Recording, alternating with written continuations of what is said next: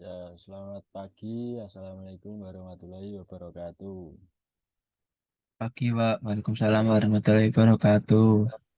Boleh berkata. Ya, jadi perkenalkan nama saya Alif. Ya, jadi saya di sini akan membawakan pembelajaran yaitu tentang jaringan yaitu jaringan wireless dan juga DHCP. Nah, jadi sebelum memulai kegiatan pembelajaran hari ini, mungkin apakah ada yang tidak hadir? Apa hadir semua ini? Sepertinya hadir semua, Pak. Oke, Ya, hadir baik. semua, Pak. Hadir semua ya, hanya berdua ini ya. Ya, Pak. Oke, jadi langsung saja ya masuk kepada materi sebentar.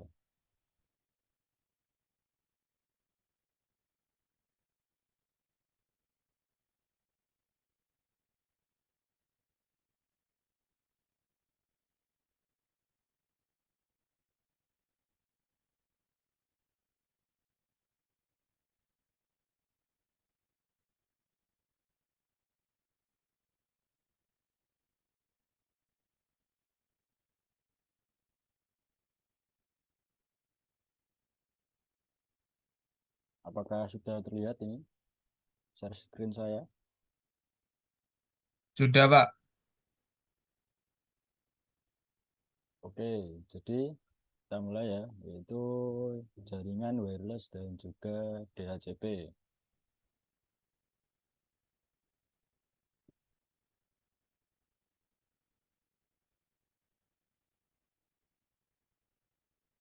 Jadi untuk pengertiannya ya, yang pertama yaitu jaringan wireless. Jaringan wireless sendiri yaitu jaringan nirkabel atau tanpa kabel, yaitu dengan menggunakan gelombang radio. Contohnya seperti ponsel, televisi, radio, dan wifi.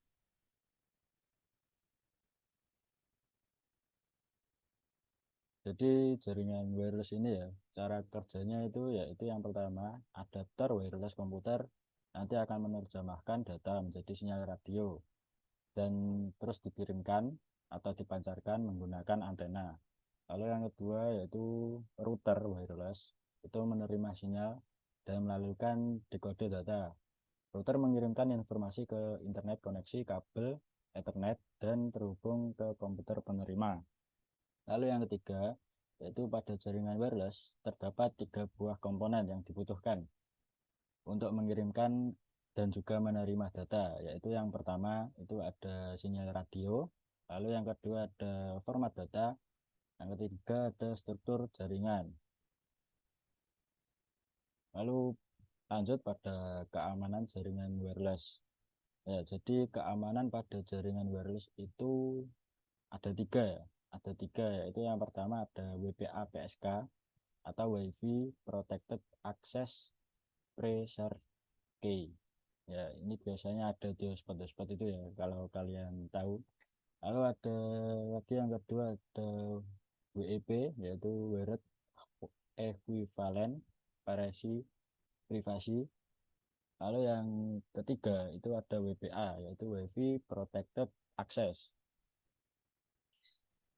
Selain jaringan wireless, yaitu juga ada DHCP.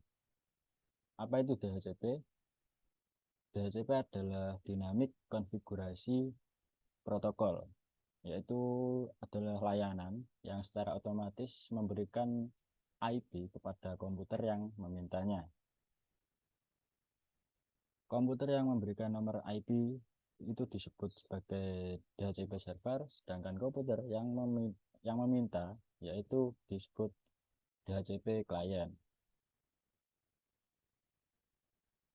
Untuk cara kerja dari DHCP yaitu yang pertama ada DHCP discover ya, itu klien meminta nomor IP. Lalu yang kedua ada DHCP over.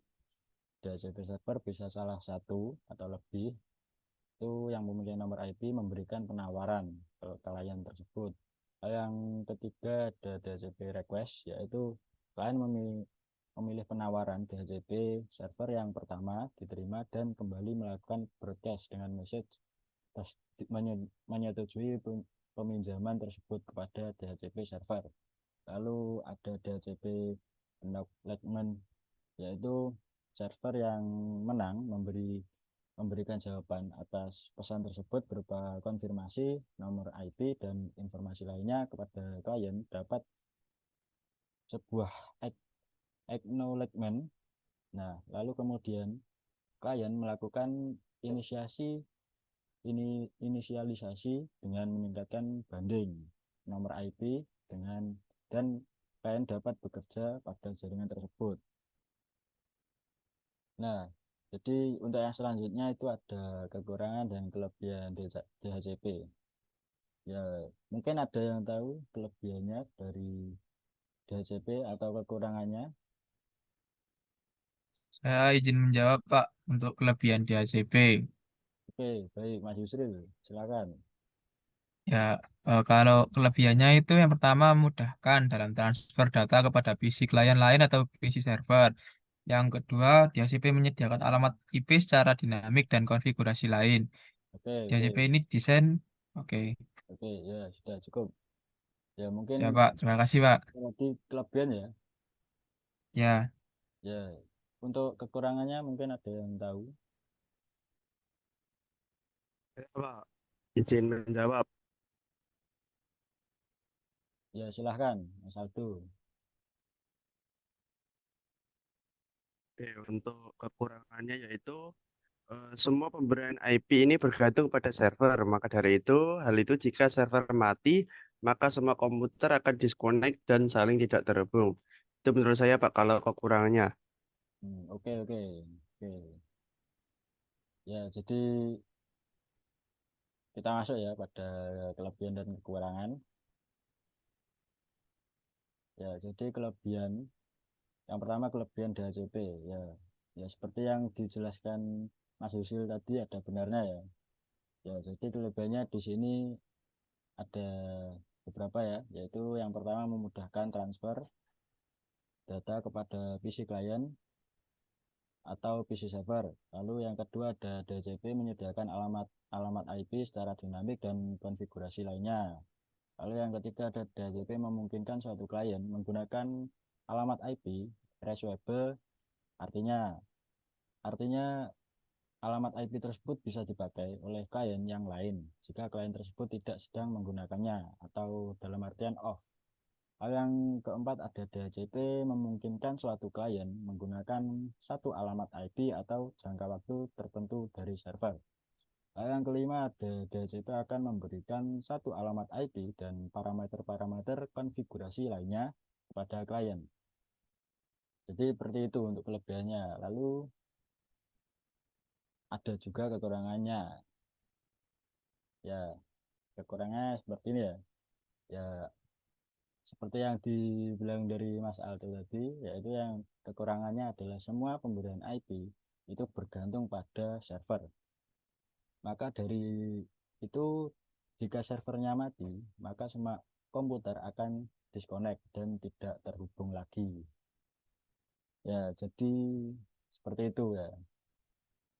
Jaringan wireless dan juga DHCP. Ya, mungkin untuk materi hari ini cukup itu. Mungkin ada yang ditanyakan atau tidak. Jika tidak, ya bisa saya akhiri ya. Ya, jadi oh ya, untuk minggu depan itu ini kan materi ya. Jadi untuk minggu depan kita insya Allah akan melakukan simulasinya.